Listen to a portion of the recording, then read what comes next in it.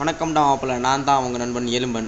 நம்ம இன்றைக்கி என்ன பார்க்க போகிறோம்னு பார்த்தீங்கன்னா, கேமை பற்றி மட்டும் பார்க்காம நம்ம லைஃப் சம்மந்தப்பட்ட பற்றியும் பார்க்கலாம். சரியா நண்பர்களே? கொஞ்சம் சீக்கிரம் உள்ளே வரட்டும். உள்ளே வந்தால் தான் நம்ம பார்த்துக்கிட்டே பேச முடியும். சரியா? இந்த வந்துட்டான் போட்டி வாழ. அது இந்த அடிக்கடி இந்த வில்லேஜ் பண்ணி கேட்குறாங்க, அதனால் கண்டுக்காண்டாம். அப்படி காயின்லாம் ஃபுல்லாக இருக்குது, எல்லாம் அப்டேட் ஆகிட்டு நினைக்கிறேன். ஒரு மோட்டார் போட்டிருந்தேன், மோட்டார் அப்டேட் ஆகிடுச்சு. கோல்டு ஸ்டோரேஜ், அடுத்து ஆர்மி கேம்ப்பு போடலாமா? எது போடலாம்? எது நண்பர்களே போடலாம்? 25 ஆள் வேறு இருக்குது. அது என்றைக்கு போட்டு என்றைக்கு முடித்து என்றைக்கு விளங்கி அதுக்குள்ளேயும் போயிடலாம். ஒரே போயிடலாம்.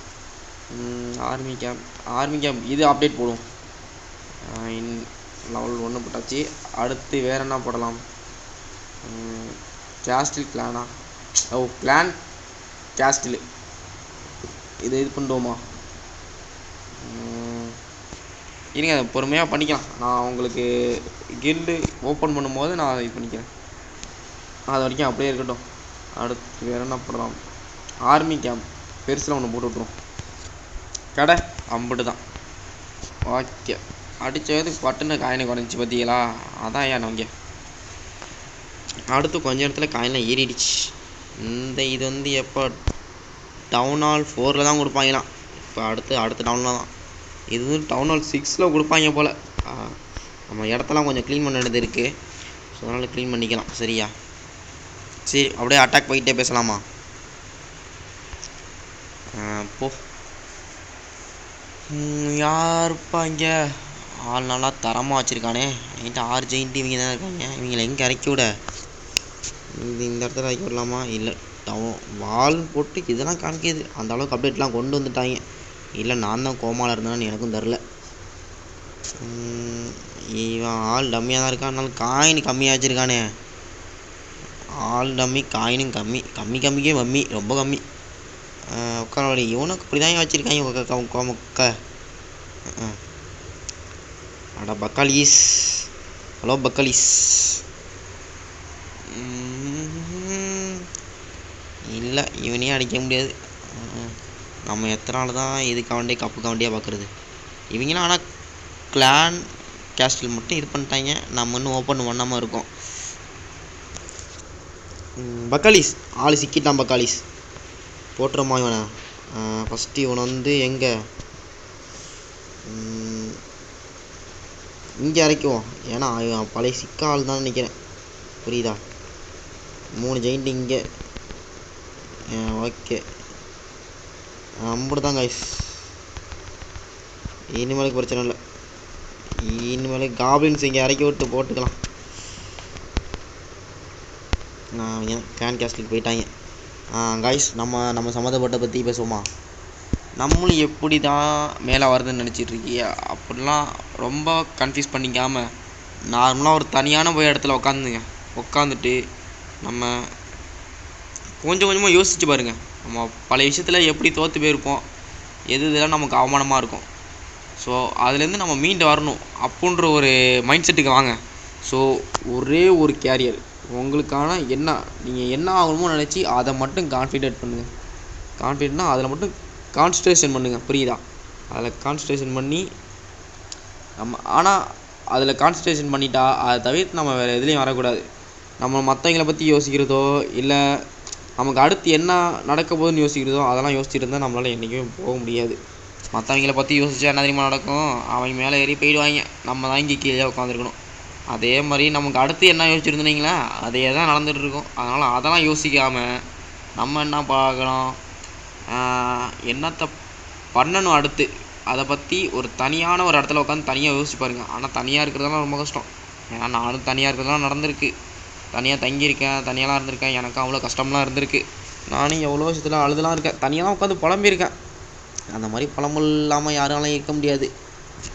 இருக்கலாம், நிறைய பேர் இருக்காங்க. ஸோ இருந்தாலும் அதில் நம்ம மட்டுமே இருக்குன்னு நினச்சிருந்தோன்னா அது ரொம்ப மிகப்பெரிய தப்பு. நம்மளும் தாண்டி நிறைய பேர் இருக்காங்க, அது நமக்கு தெரியறதில்ல. இருந்தாலும் அது கொஞ்சம் அப்படி தான் போயிட்டுருக்கோம். சரியா?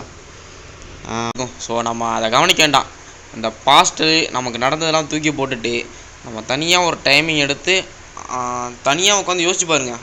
ஒரு எந்த இடத்துல கேப்பு கிடைக்குதோ அந்த இடத்துல பற்றி உட்காந்து யோசிச்சு பார்த்தீங்கன்னா நம்ம அடுத்து என்ன லெவலில் வரலாம், அடுத்து எந்தெந்த இதில் வரலாம் அப்புடின்னு நினைங்க. சரியா? இப்படி போனால் தான் நமக்கு வந்து ஒரு ஃப்ரீ இது கிடைக்கும். புரியுதா? வாழ்க்கையில் ஒரு சரித்திரம் கிடைக்கும். சரித்திரம்னா நம்மளும் சாதிச்சிட்டோம் அப்புடின்ற ஒரு நினப்பு வரும். இல்லைனா பழசே நினச்சிட்டு உட்காந்திங்கன்னா அதே தான் நண்பர்களே நடக்கும். புரியுதா? இருங்க நிமிஷம் இருங்க. இந்த அப்படியே பேஸ்மெண்ட்டை பார்த்து அட்டாக் போடுறோம். ஆள் நல்லா தான் வச்சுருக்கேன். அடிச்சு போடணும் பயமாக தான் இருக்குது. ஆள் இதை கிளியர் பண்ணிட்டானா போதும்.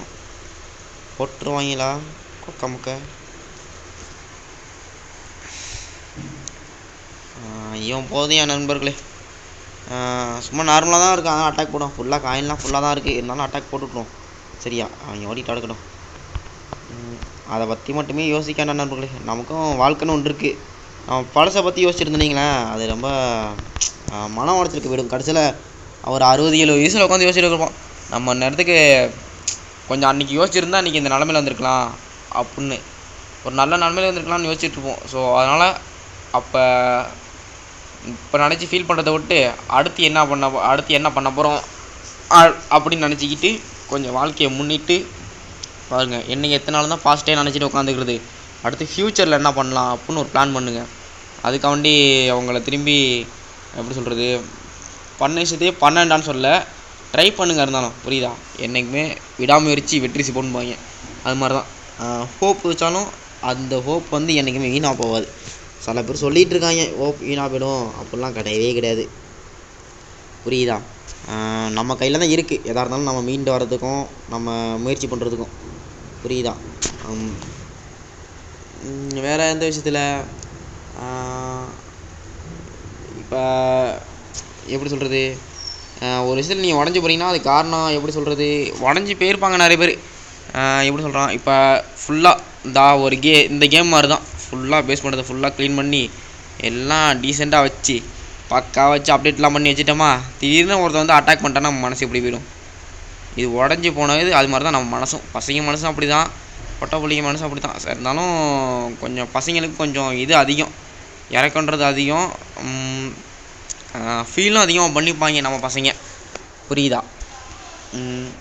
அதனால் கொஞ்சம் அதை பற்றி மட்டுமே யோசிக்காமல், ஃபீலை மட்டுமே யோசிக்காமல், நம்ம வீட்லேயும் ஆள்லாம் இருக்குது, நம்ம அப்பா அம்மாவும் இருக்காங்க. புரியுதா? கடைசி வரைக்கும் நம்ம அப்பா அம்மா தான் உண்மையிலே கூடவும் வரப்போகுது. புரியுதா? நம்ம அப்பா அம்மா பார்த்துக்கணும். நம்ம அப்பா அம்மாவை தவிர வேறு யாரும் முக்கியமும் இல்லை அதிகமாக. நம்ம அடுத்த லைஃப்பில் செட் ஆனாலும் நமக்கு ஒரு நம்பிக்கை கொடுக்குறதும் அப்பா அம்மா தான். அந்த நம்பிக்கையிலேருந்து மீண்டு வர்றதும் அப்பா அம்மா தான். வேறு யாரோ அந்த ஃப்ரெண்டு இருக்காங்க இல்லைன்னு சொல்ல. ஆனால் அவங்களுக்கு ஒரு ஸ்டேஜ் வந்ததுக்கு பிறகு அவங்க எல்லாம் விட்டுட்டு போயிடுவாங்க. ஏன்னா அவங்களுக்கும் ஃபேமிலின்னு ஒன்று இருக்குது, அவங்களுக்கும் சொந்தம் குடும்பம்னு ஒன்று இருக்குது. ஆனால் எதுக்கு இருந்தாலும் நான் ஃப்ரெண்ட்ஸை தப்பாக சொல்லலை. புரியுதா? நீங்கள் தப்பாக சொல்லியிருந்தேன்னா என்னை மன்னிச்சிடுங்க. இப்போ வேறு ஏன்னா எல்லாருக்கும் வாழ்க்கையில் ஒன்று இருக்குல்ல, அதனால் அப்படி தான் ஒரு நிலமை தான் வரும். வேறு எப்படி சொல்கிறது, நம்ம அடுத்து இப்போ என்ன பண்ணுறோம், புரியுதா? இப்போ என்ன பண்ணுறோம் அப்புடின்னு நினைங்க. இப்போ நான் ஒரு அட்டாக் போகிறேன், புரியுதா? திரும்பி இன்னொரு அட்டாக் போடுறேன். அட்டாக் போயிட்டுருக்கப்ப அது எப்படி சொல்கிறது, தோல்வியில் தான் முடியும். என்றைக்குமே எடுத்தோன்னே வெற்றியில் முடிஞ்சுன்னு சொல்ல முடியாது. புரியுதா? இப்போ நான் அதை நார்மலாக அந்த அட்டாக்கை இந்த பேஸ்மெண்ட்டை அட்டாக் போகிறேன்னீங்களேன், அடிச்சு போடுவேன் கடைசியில் என்ன. புரியுதா? எப்படி சொல்கிறது, ஏன்னா அது நம்ம எடுத்து வைக்கிற ஸ்டெப்பு தப்பு. புரியுதா? நம்ம ஸ்டெப்பு கரெக்டான இடத்துல விட்டுருந்தோன்னீங்களேன், நம்ம நேரத்துக்கு ஜெயிச்சு எங்கேயும் வந்துக்கலாம். அதுக்கான காரணம் என்னென்னா நம்ம பாஸ்ட்டை நினச்சி பார்க்குறது. அந்த பாஸ்ட்டை நினச்சி பார்க்காம ஃப்யூச்சரை கொஞ்சம் நினைங்க. புரியுதா? ஃப்யூச்சரை நினச்சா மட்டும்தான் நம்மளால் வாழ்க்கையில் முன்னேற முடியும். இருந்தாலும் நான் சொன்னது ஒன்று, இதில் நடக்கிறது ஒன்று. புரியுதா? எடுத்தோடனே வாழ்க்கையிலலாம் முன்னேறிட மாட்டாங்க.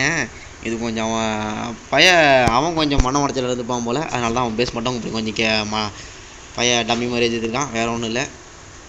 ஆனால் ஆள் நல்லா நீட்டாக தான் அடிக்கிருக்கான். எந்த இடத்துக்கு எப்படி எடுக்கணும்னு தான் நினச்சி அடிக்கிருக்கான். போட்டு தள்ளிட்டாங்களே, அது சரி.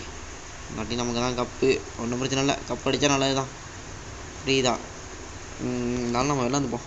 பயலாக போயிட்டான். -9 கப்பு பார்த்திங்களா இல்லையா? இது வந்து -9 கப்புன்றது நம்ம வாழ்க்கையில் ஒரு திடீர்னு எடுக்கிற முடிவு. பொறுமை முக்கியம் நண்பர்களே. பொறுமை இல்லாமல் நம்மளால் எந்த விஷயம் செய்ய முடியாது. எந்த மாதிரி விஷயத்தில் அவசரம் தான் ஏன்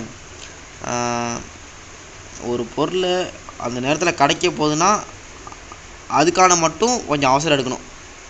எடுத்தோடனையும் இந்த மாதிரி விஷயத்தில் பொறுமையாக இருந்தாலும் நமக்கு கொஞ்சம் லாஸ் தான். ஸோ அதனால் அந்த விஷயம் பொருள் கிடைக்க போகுதுன்னா அந்த விஷயத்தில் மட்டும் கொஞ்சம் அவசரப்படுங்க. மற்ற விஷயத்தில் அவசரப்பட்டீங்கன்னா அது போயிடும், மொத்தமாக போயிடும். இருந்தாலும் பொறுமைன்றது ரொம்ப முக்கியம். அதனால தான் ஒரு இடத்துல உட்காந்து தனியாக உட்காந்து யோசிச்சு பாருங்கன்னு சொல்கிறேன். புரியுதா? வேறு என்ன சொல்லலாம்? வேறு எதுவும் என்கிட்ட சொல்கிறதுக்கு இல்லை. வேறு ஏதாச்சும் சொல்லணும்னா நீங்கள் என்ன எதை பற்றி சொல்லலாம்னு நீங்கள் எனக்கு வந்து கமெண்டில் மெசேஜ் பண்ணுங்கள். ஸோ நான் அதை பற்றி நான் உங்களுக்கு சொல்கிறேன். என்னடா இவன் அந்த ஒரு கேமை வச்சுட்டே இப்படியே புலம்பிகிட்டு இருக்கான்னு நினச்சிக்காதீங்க. என் மொபைல் கண்டிஷன் அப்படி தான். ஏன்னா இந்த மொபைலில் இந்த கேம் மட்டும் தான் விளாட முடியும். ஏன்னா பழைய மாடல் மொபைல் வேறையா, இது வேறு எதையும் விளாட முடியல. கீழே பார்த்திங்களா இல்லையா, இது வந்து சாம்சங் J5 பழைய மாடலு. சைடில் உள்ள பட்டனுக்கு பதிலாக கீழே உள்ள இந்த 3 பட்டன் பச்சை கலர் பாக்ஸ் போட்டு 3 பட்டன் இருக்குது பார்த்தீங்களா, அதை யூஸ் பண்ணிட்டு உட்காந்துருக்கேன் ஆப்பி ஏற்றி. என்ன பண்ணுறது, எல்லாம் நிலமை. நம்மளுக்கும் வாழ்க்கை மாறுன்னு நினச்சிட்டு போக வேண்டியது தான். ஸோ நான் திரும்ப வீடியோ போடுறப்ப வேறு எந்த விஷயத்தையும் பேசலாம். ஆனால் உங்களுக்கு எந்த விஷயம் கேளுங்க, நான் அந்த விஷயத்தை பற்றி பேசுகிறேன். சரியா? வணக்கம், நன்றி நண்பர்களே. மீண்டும் வருகிறேன். உங்கள் நண்பன் எலும்பன். டாட்டா, பாய் பாய்.